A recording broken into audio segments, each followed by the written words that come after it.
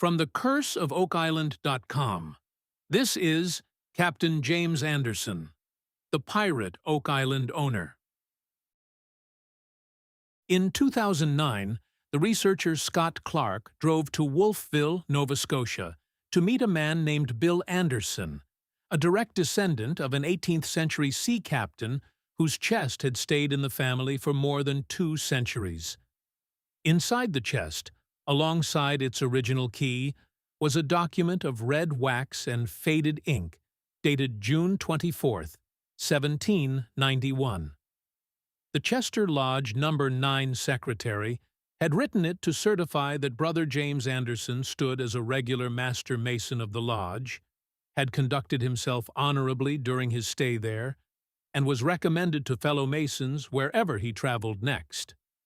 It was signed by the lodge secretary Thomas Thompson and the lodge master Roger English. 8 years later, a different branch of the family, in Wolfville again, would open the same chest for cameras during Season 5, Episode 2 of The Curse of Oak Island. Inside it, the team also found a purchase document for a schooner called the Betsy, acquired in 1778 for £67 and 17 shillings, and 4 keys. 3 of them fit nothing the family could identify.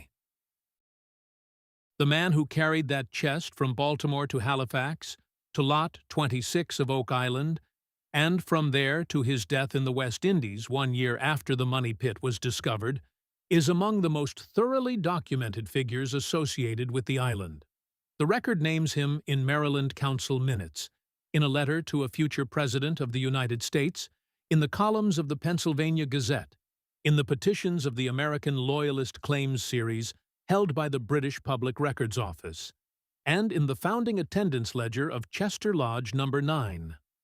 The pirate theory of Oak Island rests in part on him.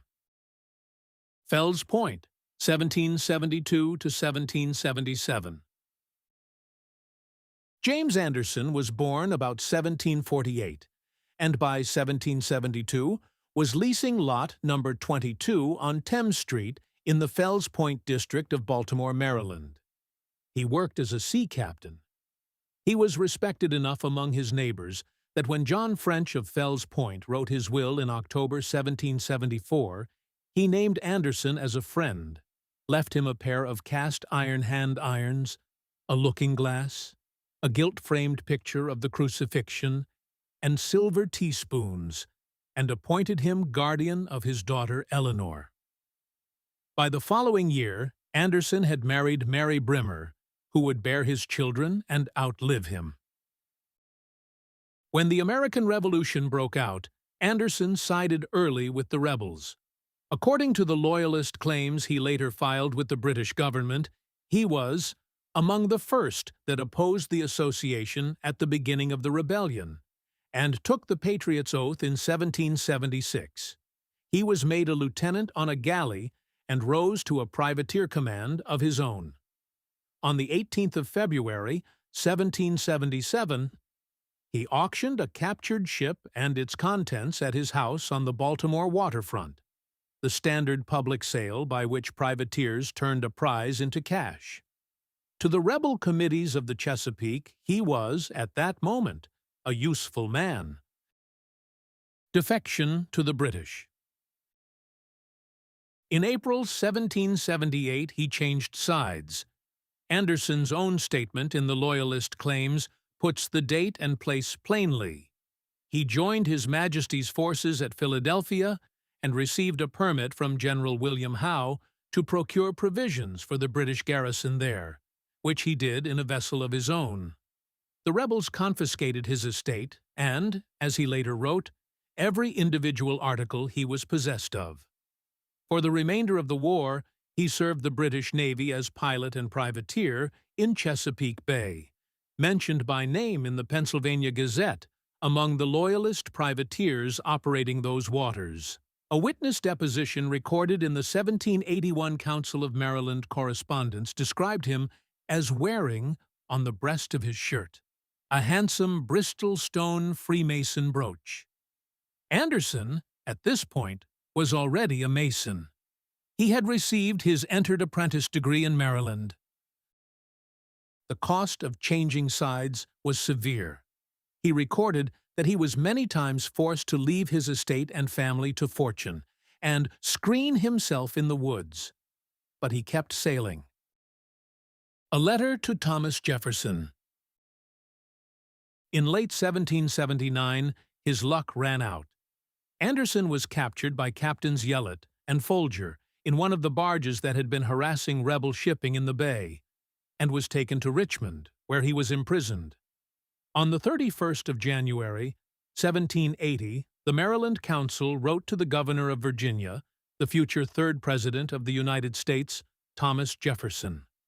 The letter, preserved in Volume 43 of the Journal and Correspondence of the State Council of Maryland, opens by informing Jefferson that a certain James Anderson, a subject of Maryland, had been captured and was now confined at Richmond, and asks the governor to deal with him for high treason. The Virginia treason statute carried a punishment of execution, but Anderson was spared. Why he was released, and on what terms, is not in the surviving record. Scott Clark remarks, Freemasons sat on both sides of the Revolution, and that Anderson's lodge standing may have been the factor that saved him. Whatever the reason, by about 1780, he had moved his family from Baltimore to New York, the principal British stronghold in the colonies, and from there, after the war, to Nova Scotia. The refuge of Loyalists. The Peace of 1783 sent tens of thousands of American Loyalists north to British territory, and Halifax became one of the principal landing places. Anderson reached Halifax by 1783, and within a year had settled in Chester, a small port on the western shore of Mahone Bay, close to the mainland landing at Oak Island. His son, John Seckham Anderson, was born at Chester in February 1790. The name a courtesy to the Reverend Jonathan Seckham, the Chester minister whose own family had crossed paths with the early Oak Island lot owners on the Belcher and Prescott side. On the 27th of December, 1784, Anderson sat in the room in Chester where 8 master masons petitioned to form a new lodge. According to the surviving Chester Lodge No. 9 attendance records at the Nova Scotia Archives, 2 James Andersons joined the lodge that night. The man recorded as James Anderson, Jr. was one of the 8 founding Master Masons raised in Scotland. The man recorded as Captain James Anderson, Sr. was the privateer from Maryland, present that evening as an entered apprentice, passed to fellowcraft during the meeting itself, and raised to Master Mason in the years that followed. Chester Lodge No. 9 was the oldest and closest Masonic lodge to Oak Island during the period in which the Money Pit is supposed to have been built. It would remain active until the 1820s, then go dark, and reopen in 1870 under a new warrant as Clark Lodge No. 61. Lot 26. In 1785, the year after he joined the lodge, Anderson took possession of Lot 26 on Oak Island and moved his family onto the property. The lot sits on the south shore, west of the swamp, on the same side of the island as the lots that would later become Samuel Ball's. The lot is known for its 12th century dates well that never freezes and an old rock wall, thought to be of European origin. Anderson owned Lot 26 for 3 years. In 1788, he sold the property to Samuel Ball, the formerly enslaved man from South Carolina, who had arrived in Chester the previous year and would become, in time, a successful landowner.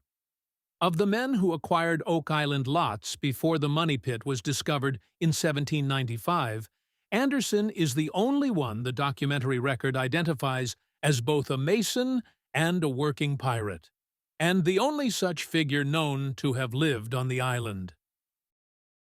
Anderson was not the only Chester Lodge member among the early owners. Alexander Patillo, one of the founding 8 master masons of the lodge, and a long-serving worshipful master, owned lots 1 and 27. James Sharp, another founding member raised in Scotland, owned lot 28. Captain James Kinghorn, initiated into the lodge that same first meeting, already owned lot 4 when he joined. Dr. Jonathan Prescott, raised to Master Mason that same evening, owned lots 8 and 22. Alexander McNeil, who joined 2 years later, owned lots 20 and 21, and bought lot 4 from Kinghorn in 1786. By Clark's count, 6 members of Chester Lodge No. 9 owned at least 9 of the 32 lots on Oak Island before the money pit was discovered in 1795. That is close to 30% of the island. The sea chest. The sea chest is the centerpiece. Inside it, when it was first opened in 2009 at the home of Bill Anderson, was the June 1791 Master Mason Certificate, still bearing its red wax seal. The document certifies Anderson's standing in Lodge No. 9, vouches for his conduct during his time among the brethren, and recommends him to fellow Masons wheresoever Providence may order his lot. The signatures are those of Thomas Thompson, the Scottish-raised first master of the lodge, and Roger English, a sergeant major of the British 45th Regiment of Foot, raised as a Mason at Louisbourg in 1762. The chest, examined again on camera in 2017 by the Laguna team and the descendant Steve Atkinson, also held the purchase document for the schooner Betsy, dated 1778 and priced at £67, 17 shillings. The schooner was Anderson's privateer command, distinct from the rebel galley he had been given in 1776, and from the ship called the Baltimore that he had captained for the Patriot side. Beside the documents lay 4 keys. 1 opened the chest itself. 3 opened nothing the family had ever seen. The Betsy's cargo. What Anderson would have had access to during his 15 years at sea is the central question of the pirate theory. As a privateer, he had legal sanction to take prizes. As a loyalist operator with a permit from General Howe, he had a British military pass to move freight along an enemy coast. As an escaped prisoner of the Virginia Council, he had reason to keep moving and to conceal what he carried. The American loyalist claims he filed in London record significant losses of personal property and confiscated estates, an unusual paper trail for a man often described in the same documents as having to hide in the woods. The smuggling theory of Lot 26 proposes that Anderson, having operated for years in the coastal waters between Baltimore, Philadelphia, New York, and Halifax, used his 3 years on Oak Island to bury or stage cargo that he could not openly land. The theory does not require him to have built the money pit, which most accounts place earlier in the 18th century, or much earlier still. It requires only that he treated the island as a private cache during the brief window when the lot was legally his. The 4 keys, 3 of them matching no surviving chest, are taken by some readers as evidence that other chests existed and were left somewhere. The Lot 26 well, examined in Season 10, was carbon dated by Dr. Ian Spooner to between 1028 and 1172, and tested by the same researcher for elevated silver in the water, a result not found in any other well on the island outside the Money Pit area. The well predates Anderson by 6 centuries. Whatever it once marked, he would have known it was there. The case against the smuggling theory is that no document places treasure in his hands. The Loyalist claims describe losses, not gains. His widow, Mary Brimmer Anderson, did not appear in the historical record as a wealthy woman after his death. The lot sale to Samuel Ball in 1788 was a normal land transaction at the prevailing rate. If Anderson buried anything on Lot 26, he did so in silence, and the silence has held. The West Indies, 1796.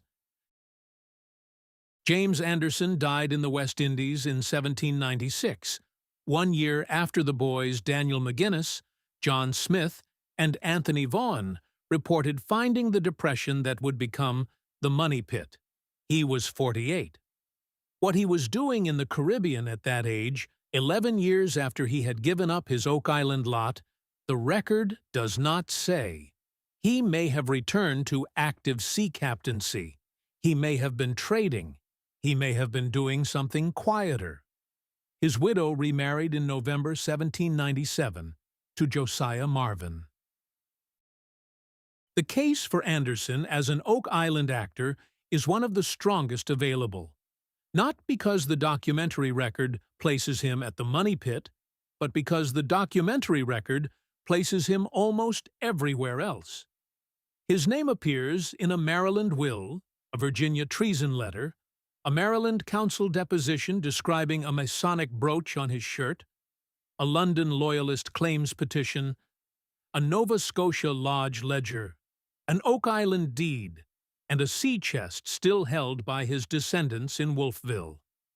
The artifacts recovered from Lot 26 in recent seasons, the medieval well, the 17th-century bush scythes, the iron projectile reclassified as a Roman pilum, the British naval officer's button found in the neighboring Ball Foundation, all predate or post-date his 3 years of ownership, and most have nothing to do with him.